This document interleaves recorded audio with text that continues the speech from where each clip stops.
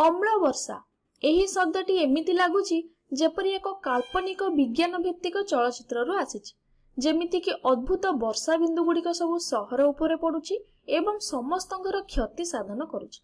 किपरि क्षति करुची ना किछि रासायनिक प्रतिक्रिया होई धीरे धीरे सब नष्ट कर दउची। किंतु एबे तो आमे यार कारण जानि सारलेनी एवं किपरि आमे परिवेश को, आम शरीर को एवं पृथ्वी को रक्षा करिबा ताहा मध्य आमे जानि सारलेनी। साधारण वर्षा मध्य टिके अम्लीय होइथाय। ताहले वर्तमान गोटे बड़ प्रश्न अछि। तो प्रश्न हेउची एही अम्ल वर्षा किपरि सृष्टि हेउची, एहा आम पई किपरि गुरुत्वपूर्ण एवं आम समाज रे एही अम्ल वर्षार कोन सब प्रभाव रहिछि। जदि मो संक्षिप्त भाबरे कहिबी एही अम्ल वर्षा प्रदूषण रो ही सृष्टि होइथाय। मु एहाकु मोर चित्र द्वारा जीवंत भाबरे एठी देखिछि।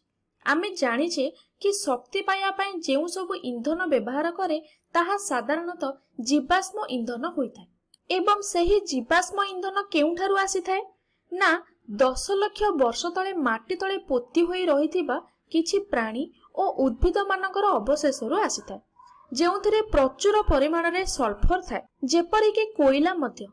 एवं उभय कोइला और तेल उच्च तापमात्रा रे दहन हेले सेथिरु नाइट्रोजेन और अम्लजान निर्गत होइथाय, जहा कि भिन्न भिन्न यौगिक सृष्टि करिथाय। 1970 मसिया रे परिवेश सुरक्षा संस्था एही निर्गमन को कमाइबा पई कोइला फैक्ट्री एवं तैल विशोधनागार रे विभिन्न प्रकार नियम लागू करुथिले, जहा द्वारा वायुर गुणवत्ता अक्षुण्ण रहइबो बा वायु शुद्ध हमकु मिलिबो।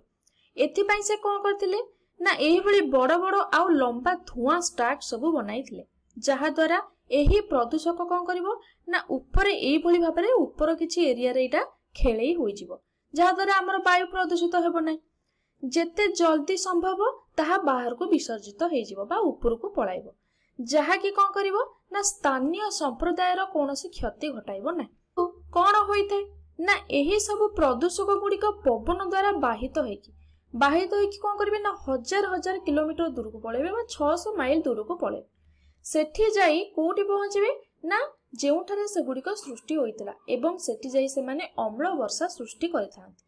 ताहले एही अम्ल वर्षा कोन केवल जल आकार रे बा पानी आकार रे आकाश रो पड़िथाय कि ना, एहा तुषार, कुहुड़ी, मेघ आउ बाष्प एवं किछि धूलिकणा परि मध्य सूक्ष्म कणिका जमा होइथाय एवं एथिरे विभिन्न प्रकार मिश्रण मध्य थाय। आम मनरे एक प्रश्न थिला कि एहा काहे के गुरुत्वपूर्ण अटे एवं आमे किपरि एहा द्वारा प्रभावित होइथाय। एहा हम चर्म को पोड़ी दिए कि, देखो सबुठारु गोटे बड़ हास्यास्पद क्वेश्चन हैला एहा हम चर्म को पोड़ी दिए कि। ताले एही सब जिंस विषय चला आमे पढिबा। सहर मानकरे देखिबो बड़ बड़ अट्टालिका, बड़ बड़ घर बा कोठा बा किछि मूर्ति को एहा क्षति पहुंचाई थाय। तो एठी केमिति अम्ल वर्षा द्वारा एहा खराब होई जाईछि एवं बहुत सारा उदाहरण आम पाखरे मध्य अछि। तो देखो एठी ए चित्र को देखो, आकु चिन्हि होउनी बा एटा अम्ल वर्षा द्वारा बहुत क्षति साधनार होइछि। ताले अमेरिकार राजधानी रे बहुत सारा पृष्ठ मार्बल रे तयारी होइथाय। ताले सेमाने किपरि ताको अम्ल वर्षा रक्षा करिवे से मध्य चिंता करूथिबे।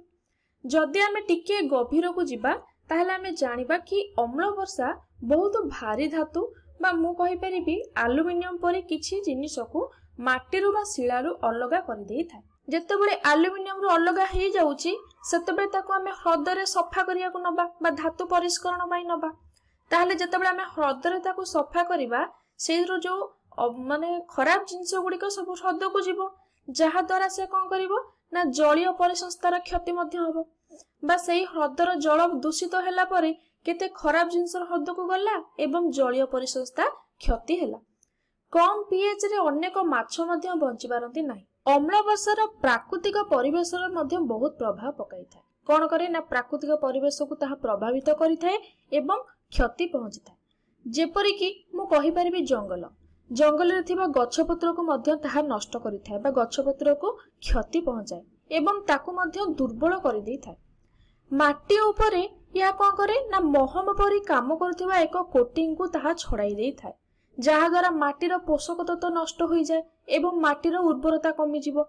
एवं जदि मनीष कथा देखिबा ताहा कोन करे ना मनीषर मध्य बहुत सारा क्षति साधन करि थाय, विशेष करी श्वास क्रिया प्रणाली को क्षति पहुंचाई थाय।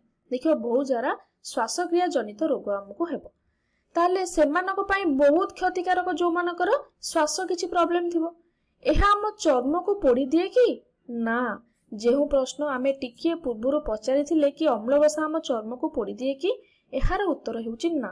ଏହା ଏତେ ଅମ୍ଳୀୟ ବି ନୁହେଁ। ଏହା ଆମ ଚର୍ମକୁ ପୋଡ଼େଇ ପାରିବ ନାହିଁ। ଏହା ପାଖାପାଖି 4 ହୋଇଥାଏ ବା ଏହାର pH ସ୍କେଲରେ ଏହାର ଭ୍ୟାଲୁ 4 ଅଟେ। କିନ୍ତୁ ଆମ ଚର୍ମକୁ ପୋଡ଼ିବା ପାଇଁ ପାଖାପାଖି pH 1 ଦରକାର। ଅଧିକ ଅମ୍ଳୀୟ ହେବା ଆବଶ୍ୟକ। ତେଣୁ ଏହା ଆମ ଚର୍ମକୁ କେବେ ବି ପୋଡ଼େ ନାହିଁ।